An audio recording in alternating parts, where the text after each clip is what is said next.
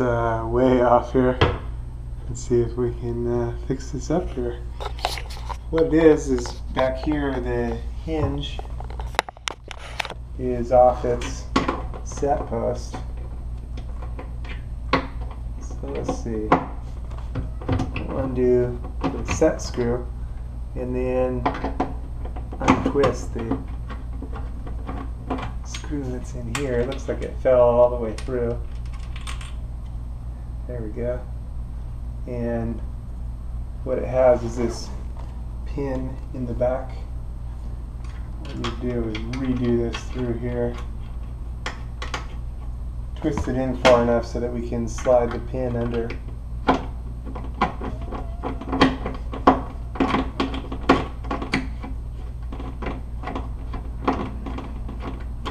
It should be right about there.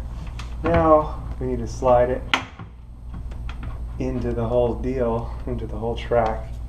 And that's all that was. It came off and someone had put it on and didn't understand how to set that pin. But now we can adjust the pivot with this front screw, and the setting with the back screw sets the distance away from the cabinet.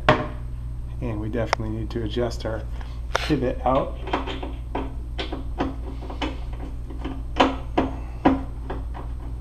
Here goes the start of that. Still way off there. I really need to get a new bulb for my flashlight so I can show you guys this stuff with a bunch more light and make it come out a lot better, but